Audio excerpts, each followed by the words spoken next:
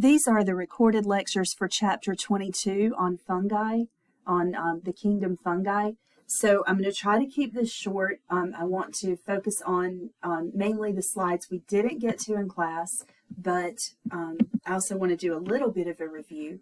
So all fungi share these characteristics on this page. They are in the domain Eukarya. So please try to remember that beginning with Chapter 21, all of our organisms are going to be in the domain Eukarya. The only organisms that are not are the bacteria and the archaea. Everything after that, the protista, fungi, plants, and animals are all in the domain Eukarya. The fungi also are in the supergroup Opisthokonta, along with animals and the protozoans, choanoflagellates. And of course, fungi is a kingdom, so it's the kingdom fungi. We have 6 groups or phyla, so when we talk about the fungi, we will learn them like phylum Basidiomycota or phylum Ascomycota. We will learn them in phyla instead of supergroups. We will focus on 5 groups, but there are 6 that are recognized, and then there's a 7th group that is a little bit harder to classify, but it's we still talk about it. So I'll go over that on the next slide, I think. Most fungi are multicellular. Remember, the ones that are unicellular are the yeast. And fungi are always heterotrophs, meaning they have to consume their food. They don't make their own food. And most or a lot of fungi are saprotrophs. And saprotrophs release digestive enzymes that break down and absorb the nutrient molecules from dead plant and animal material, dead organic material. Okay, so these are the 7 phyla. And the one Zygomycota has a dotted line beside it because the Zygomycota is debated on whether or not it's a true phylum, but we learn it, we talk about it as the group that contains the black bread mold or the Rhizopus species. So we really have 7 groups.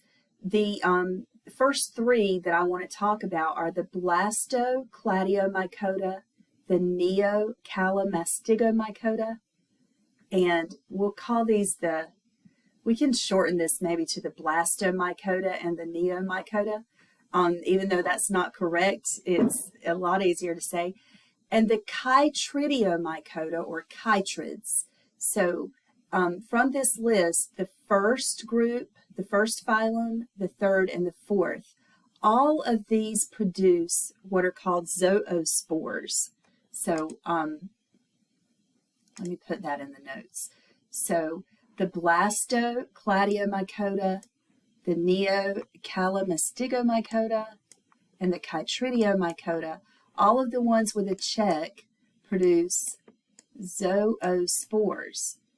And the zoo means animal. So the reason that the spores are called just pretend that line's not there. Zoospores are spores that have a flagellum. So that means that all 3 of these groups of fungi produce zoospores. That means they produce spores with a flagellum. And then the Zygomycota is the black bread mold. The Glomeromycota are the ones that form associations with plant roots called mycorrhizae. So our 2 big groups are the bottom 2. And these are the Basidiomycota that contains the mushrooms and the Ascomycota that contains the yeast and the molds. Okay. Yeast are the unicellular fungi. Most fungi are multicellular, and they consist of mycelium, which is a network of thread-like hyphae. The cell walls of fungi are composed of chitin, and fungi store excess glucose or food as glycogen instead of starch. Animals also store excess food or glucose as glycogen. Okay, so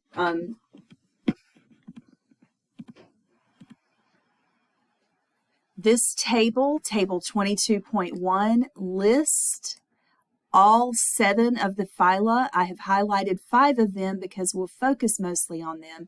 The main thing with the Blastomycota for short is that they produce zoospores, and the Neomycota for short also produce zoospores. The chytrids are aquatic.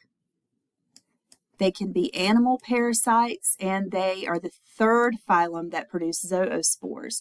The chytrids also are the ones that cause the skin disease in frogs that have wiped out a lot of the frog population. And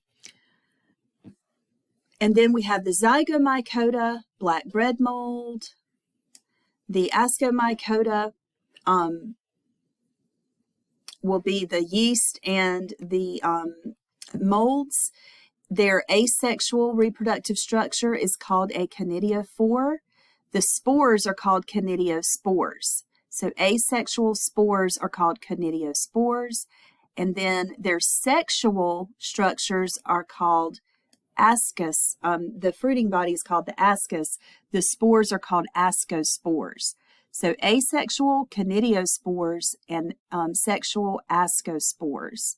The sexual structures are typically named after the phylum itself. So Ascomycota, sexual structures are ascospores. And then we have the Basidiomycota, which are the mushrooms, the puffballs, the smuts, and the rust.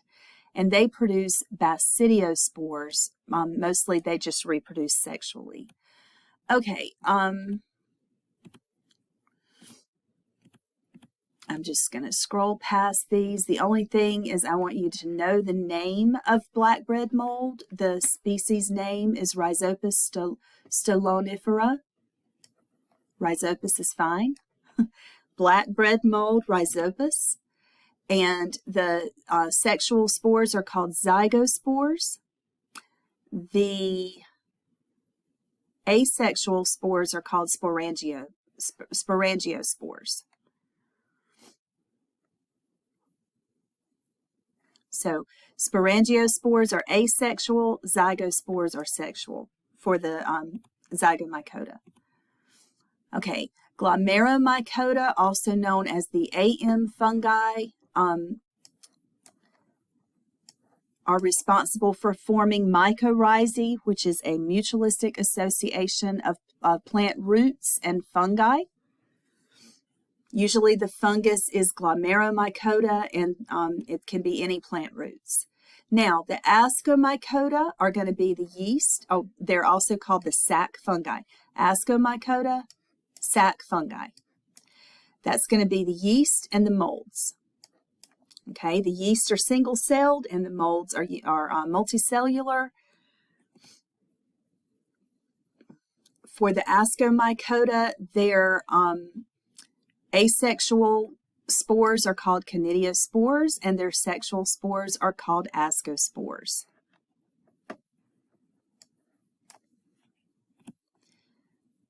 This is a picture of a yeast that is undergoing asexual reproduction in the form of budding.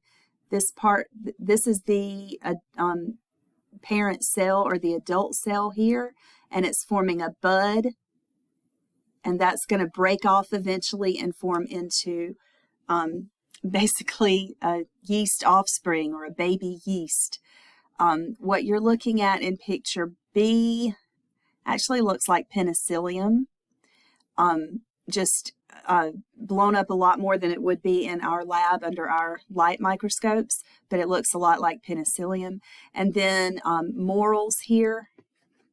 Morels are edible, and the moral structure is called the ascocarp, but morels are edible, Ascomycota.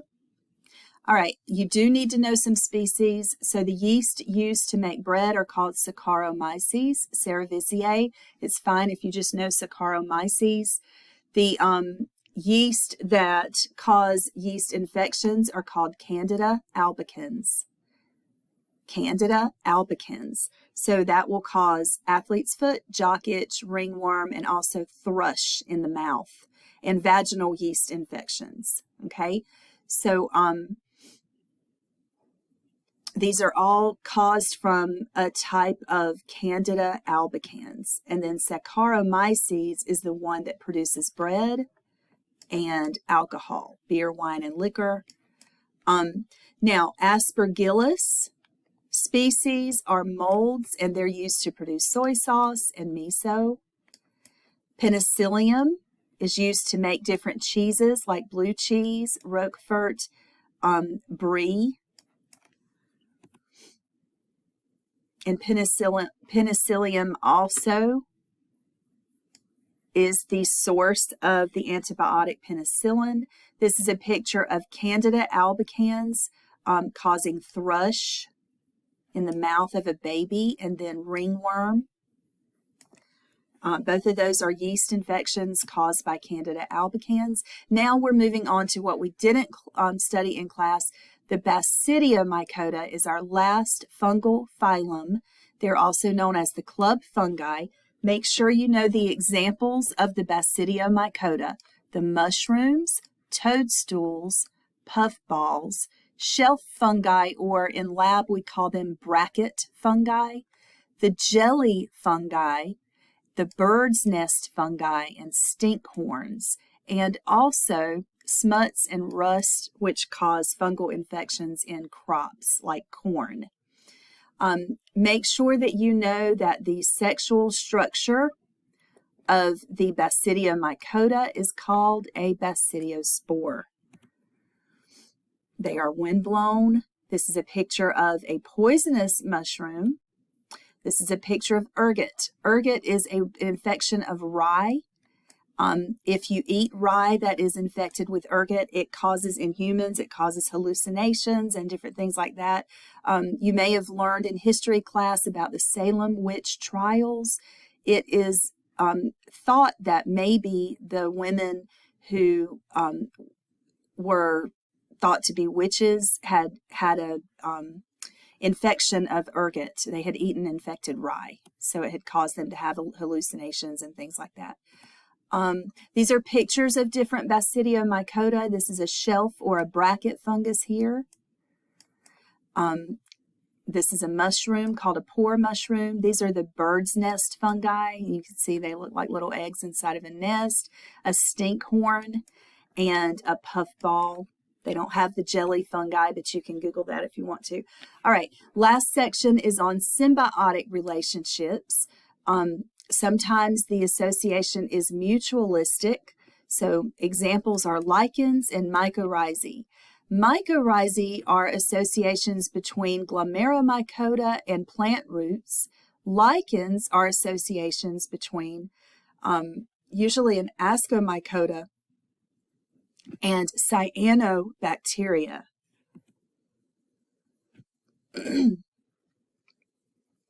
Some fungal parasites. There's one from the Ascomycota that caused Dutch elm disease and wiped out elm trees in the United States many years ago. There is a corn parasite. Smuts and rust are Basidiomycota that parasitize cereal crops such as corn, wheat, oats, and rye. This is a picture of corn smut, what it actually looks like on the corn. There is an Ascomycota called Pseudogymnoascus destructans, and it causes white nose syndrome in bats. That has been responsible for wiping out many bat populations. And basically it's a fungus. You can see the white here. Fungus that grows, it's a white fungus that grows on the noses of the bats. Anyway, it can cause death in the bats. Lichens, usually the photosynthetic partner is a cyanobacterium, but it can be a green algae. And the fungal partner is typically Ascomycota.